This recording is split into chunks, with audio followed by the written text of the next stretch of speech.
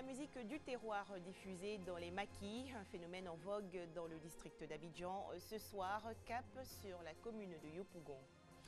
Dans la commune de Port-Boué, les ponts piétons délaissés, les populations s'exposent ainsi au danger. Enfin, championnat d'Afrique des Nations 2016, la Côte d'Ivoire qualifiée pour les quarts de finale. Les éléphants ont battu cet après-midi les panthères du Gabon, 4-1. Voilà donc pour le sommaire. Bonsoir à tous et bienvenue sur RTI 2.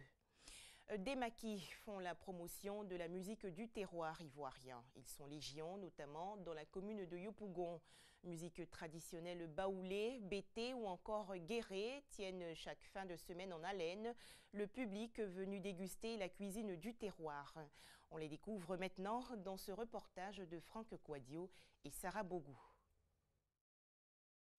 Yopougon, quartier Maroc. Dans une ruelle, plusieurs véhicules stationnés.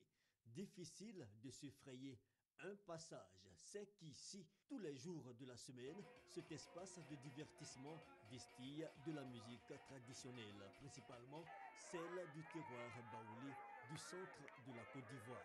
Je viens souvent pour me recréer les dimanches, pour me ressourcer. Ils font la promotion de la musique baoulée.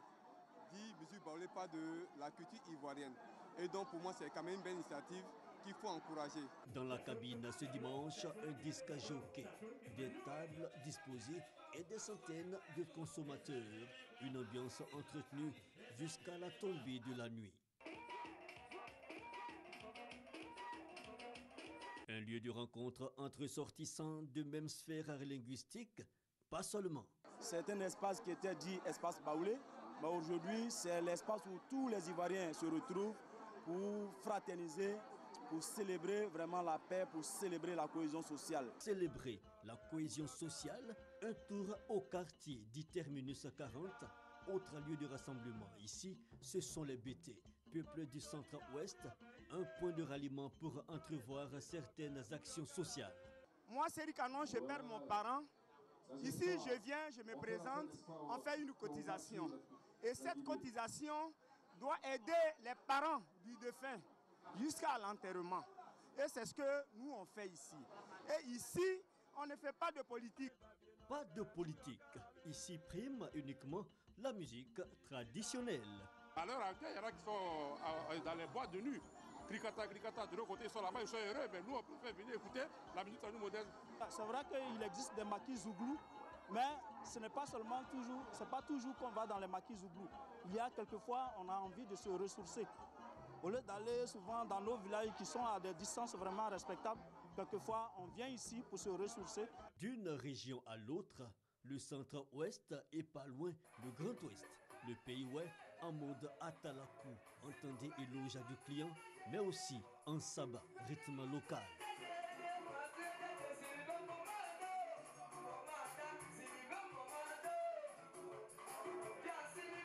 S'amuser entre amis, mais surtout briser les barrières générationnelles et la religion suffit d'une mélodie entraînante et le tour est joué.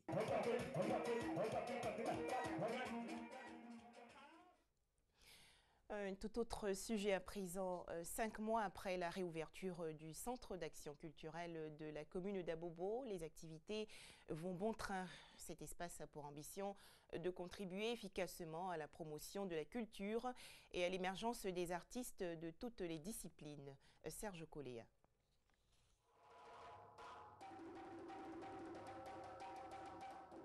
En plein cœur de la commune d'Abobo, dans un rayon de 100 mètres autour du centre d'action culturelle de la commune, des sons retentissants de tambours et percussions se font entendre.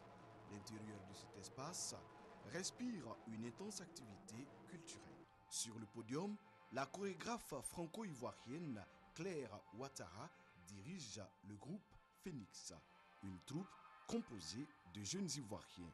Elle leur apprend les techniques de danse contemporaine alliées au style africain. Daouda Sanogo et les membres de sa compagnie, quant à eux, animent un stage de perfectionnement, une coopération culturelle entre la Côte d'Ivoire et l'Espagne. Pour les Blancs, c'est très difficile la compréhension de les tantans, de les tam, de les danses, mais Ils sont très bons professeurs. Le centre d'action culturelle d'Abobo, c'est une structure culturelle, je dirais, par excellence, qui a pour mission de promouvoir les arts et la culture, mais aussi d'occuper sainement la population d'Abobo, permettre à ce que les populations d'Abobo et d'ailleurs puissent véritablement venir voir des spectacles novateurs. Plusieurs activités en même temps, autant dire que le centre d'action culturelle d'Abobo, après 5 ans de fermeture, redonne à la culture ses lettres de noblesse. On n'avait pas un endroit où répéter, on était obligé d'aller dans les maquis, on avait tous les problèmes pour répéter. Au centre culturel d'Abobo, il y a beaucoup de choses qui peuvent se faire, mais déjà il y a la structure qui est là, donc c'est déjà très important. Le centre réhabilité a ouvert ses portes il y a 4 mois. Les artistes de la commune s'attellent aujourd'hui aux côtés de la directrice à donner une nouvelle dynamique culturelle à Abobo. Abobo Spectacle, c'est, je veux dire, un label qu'on veut développer aujourd'hui qui nous donne aux artistes de faire des spectacles au sein de la structure, en partenariat aussi avec les chefs de communauté, aller dans les différents quartiers et apporter des produits culturels. La vision de la directrice du centre d'action culturelle d'Abobo est de faire de ce centre un pôle d'excellence en matière de production, de diffusion, d'échange et de brassage culturel, mais aussi un centre de documentation, d'information, d'éducation et de formation incontournable pour la jeunesse de la commune d'Abobo. À présent, un constat singulier dans la commune de Port-Boué. Les populations des quartiers Adjoufou et Gonzagueville délaissent les ponts piétons et préfèrent traverser dangereusement la chaussée en courant. Sont-elles conscientes du danger de mort auquel elles s'exposent? Ces ponts piétons sont pourtant construits pour leur servir de passage afin d'éviter les voies à grande circulation. C'est un reportage de Doigt de Laser. Autoroute Abidjan-Grand-Bassam, Adjoufou et Gonzagueville, 2 quartiers de la commune de Port-Boué. Pour traverser la chaussée, les populations et les véhicules se disputent le passage. Quand tu montes sur le pont, tu as l'impression que tu as le vertige, que les voitures passent. Bon, tu es obligé de, disons, un peu fermer les yeux et puis partir. J'ai un peu peur. Le temps d'emprunter le pont, tout ça bon, trop long. Alors je traverse directement. À longtemps que je suis dedans, je n'ai plus peur de rien. C'est à cause du marché on traverse. Puisque au lieu d'aller jusqu'au bout là-bas, donc je préfère traverser pour rentrer dans le marché rapidement pour sortir. On sait que c'est un peu dangereux, mais on ne sait pas. On fait avec. Un avis qui n'est pas partagé par tous. De là-bas, on pourrait traverser sur le côté. Donc, ils ont construit ce pont, c'est pour que nous puissions utiliser pour éviter les accidents. Nous préférons le pont par rapport à traverser la route. C'est encore sécurisant, quoi. Et c'est plus sécurisant encore pour la population. Les véhicules ne roulent pas doucement. Donc c'est bon de traverser sur le pont pour éviter les accidents, pour que les voitures puissent circuler normalement. Selon certains riverains, les ponts piétons sont impraticables à des heures tardives. La journée, je passe là-bas. La nuit, je ne passe pas là-bas. Les braqueurs coupent nous là-bas. Ils vont prendre nos portables. À cause de ça, on ne peut pas passer là-bas. Ils se couchent sur le pont dès que les gens sont à leur niveau.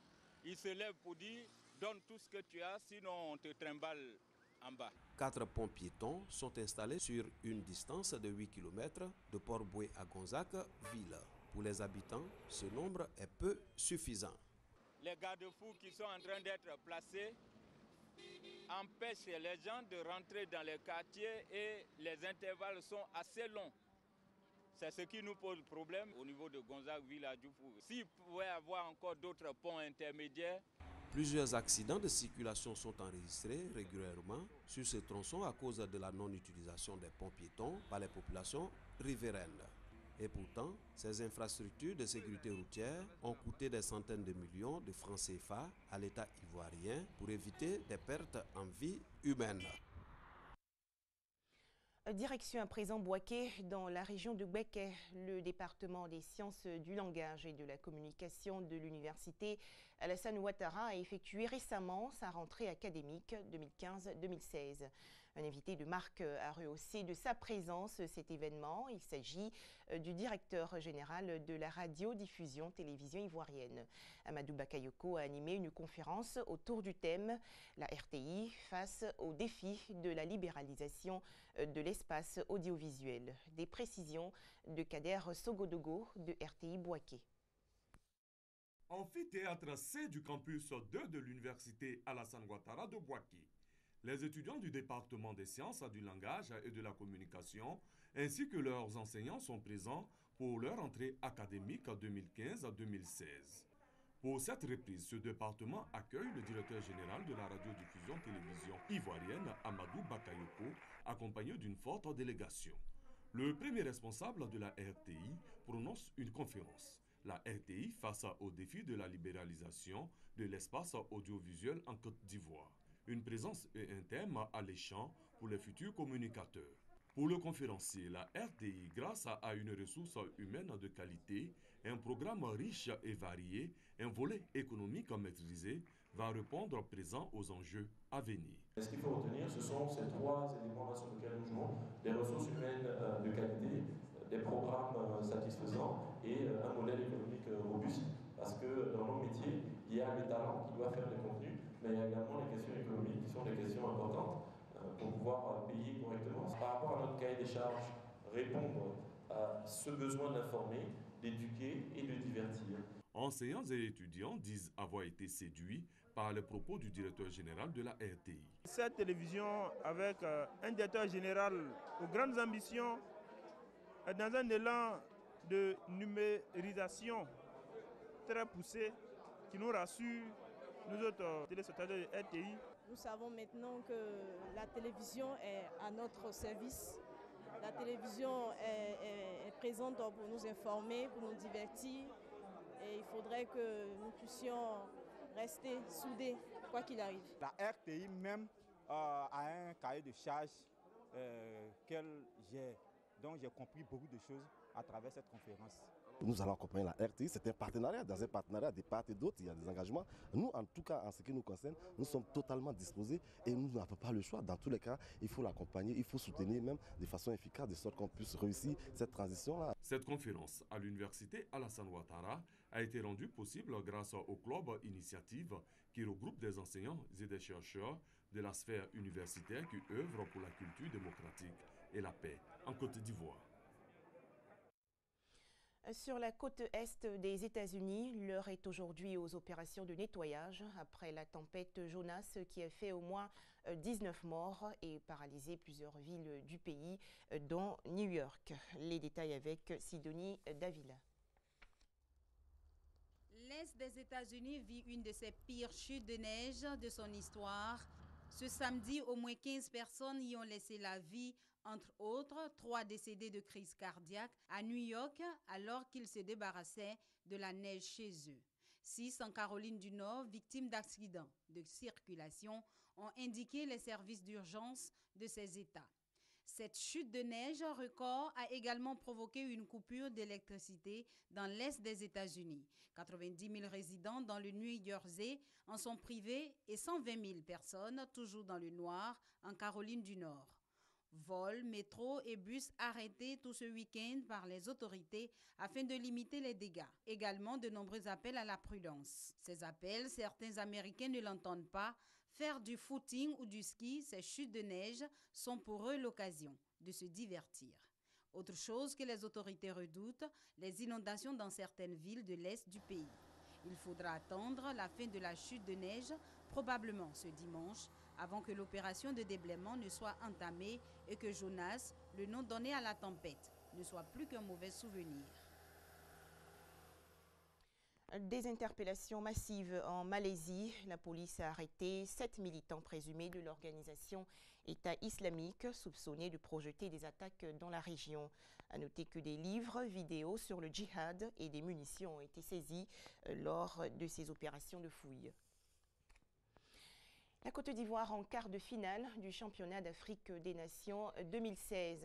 Les éléphants se sont imposés cet après-midi face aux Panthères du Gabon par 4 buts à 1. La Côte d'Ivoire rejoint donc le Rwanda en quart de finale.